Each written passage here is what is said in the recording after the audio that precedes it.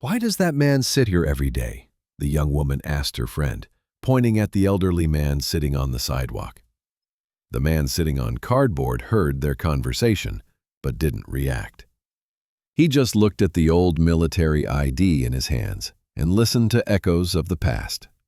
No one could know that just 3 blocks from this street, he had once commanded a garrison of 200 soldiers. Welcome to Inspiring Human Stories. Before we begin this touching story of misjudgment and redemption, tell me in the comments what city you're watching from today.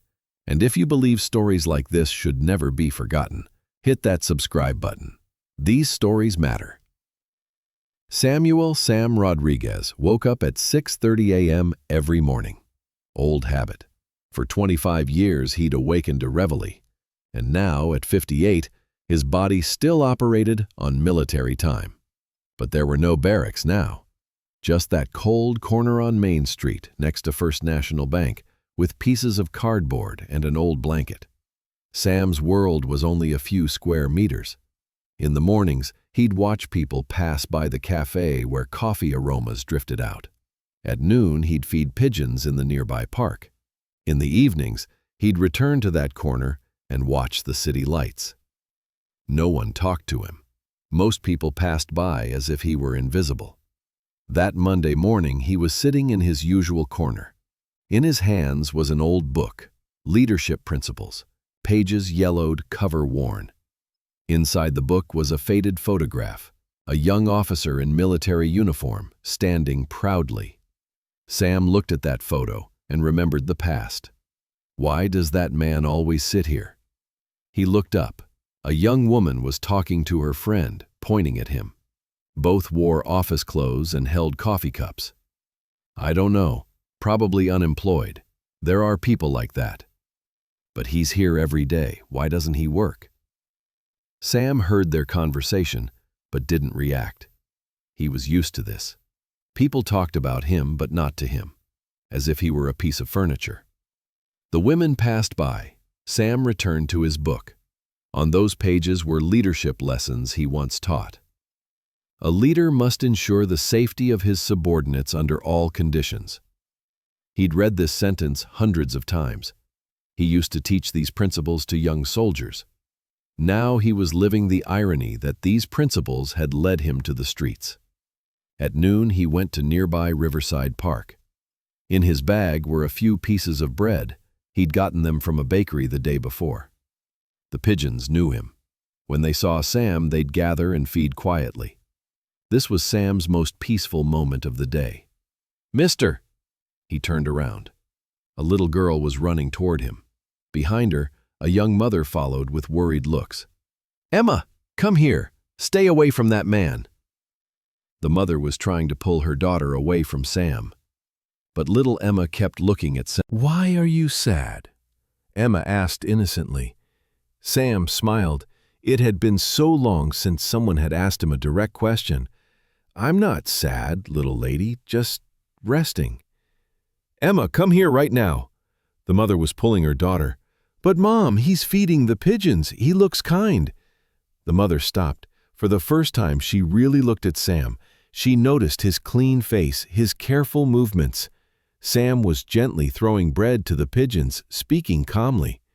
"I'm sorry," the mother said hesitantly. "I was just—" "No problem," Sam replied kindly. "Being a mother isn't easy. It's normal to want to protect your child." The mother noticed the refinement in Sam's way of speaking. This wasn't someone who used street slang. "Emma loves pigeons," the mother said, moving a little closer. Then, Sam extended a piece of bread to Emma. "You feed them too." Emma joyfully took the bread and started throwing it to the pigeons. Her mother was still cautious, but Sam's calm energy relaxed her. "Do you live here?" the mother asked tentatively. "Currently, yes," Sam answered honestly. "It's a temporary situation. Don't you have family?" A shadow passed over Sam's face. "I used to." That night, as Sam returned to his corner, he thought about Emma's innocence. The child hadn't judged him. She'd just been curious. Adults, however, they always judged. The next morning, something unexpected happened. Emma and her mother, Sarah, came again. "Good morning," Sarah said tentatively. "Emma wanted to see you again." Sam was surprised. "Good morning, little lady." Emma had a small sandwich package in her hand. "I brought this for you. Mom made it." Sam hesitated about accepting the gift. "That's very kind, but—" "Please," Sarah insisted. "It's Emma's request." Sam took the sandwich. It had been so long since someone had shown him such direct kindness. "Thank you." From that day on, Sarah and Emma began coming regularly. Each time they'd have short conversations. They didn't ask questions about Sam's past, but they understood he was educated. A week later, Sarah asked an important question. "Sam, you speak like an educated person. What work did you do?" Sam paused. He didn't know how to answer this question. "I was in the military," he said simply. "For how long?" 25 years. Sarah's eyes widened. 25 years. So you retired?" "Yes, as a colonel." Sarah's mouth fell open. The man she'd seen as homeless was actually a retired colonel. "How did you end up here?" Pain crossed Sam's face. "Long story."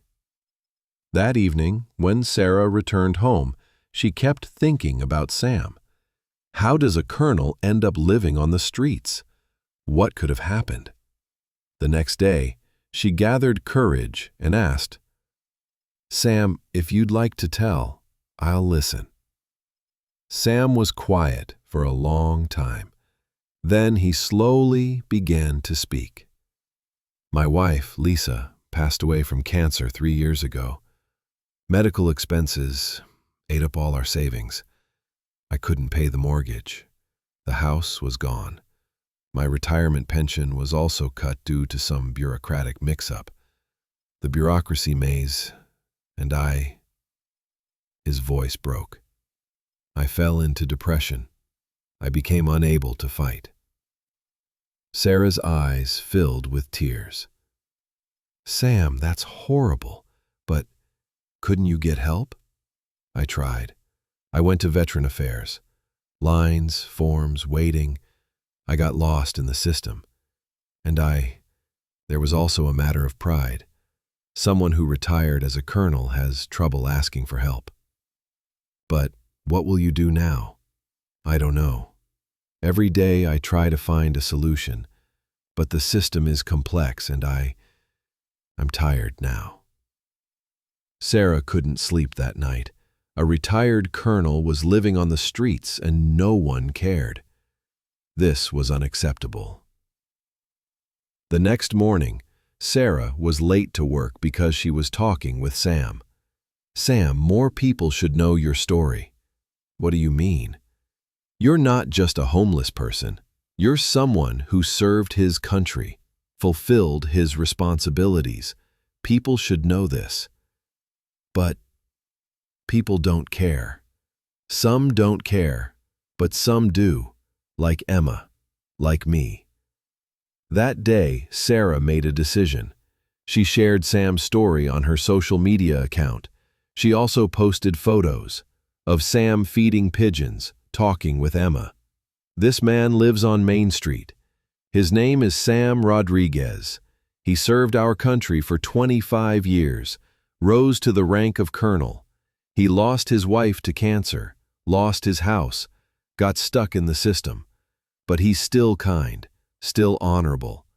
We can ignore him, but he's among us, and he needs our support. The post went viral. The first day it got 50 shares, the second day 500, the third day 5,000. People were reading Sam's story and being moved. Messages started coming. "Where is he? How can I help?" I spoke with veteran aid organizations. There's a job opportunity. But most importantly, the local news channel heard the story. Channel 7 News is investigating the story of retired Colonel Sam Rodriguez. We've contacted Veteran Affairs. They're reviewing his situation. That week, dozens of people came to Sam's corner. Some brought money, some food, some just to talk. For the first time in his life, Sam felt he was receiving this much attention. A Veteran Affairs representative also came. "Colonel Rodriguez, we apologize for the error in our system. We're immediately reactivating your retirement pension. We're also prioritizing your application for our veteran housing program." A week later, Sam wasn't on the street. Veteran Affairs had given him a temporary apartment. His retirement pension had been reactivated, and various organizations were offering him part-time consulting jobs. But most importantly, Sam was no longer alone. Sarah and Emma continued to visit him every week. Other people continued to reach out to him. A month later, Sam met with Sarah to thank her. "Sarah, you saved my life."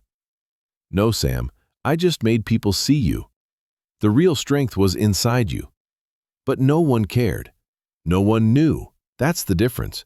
When people learned your story, they cared. Sam thought, so the problem was lack of communication. Yes, and prejudices. When people see homeless, they just see a problem. But actually, each one has a story. That day, Sam made a decision. Working with Veteran Affairs, he would establish a veteran outreach program. He would find other veterans living on the streets, tell their stories, help them integrate into the system.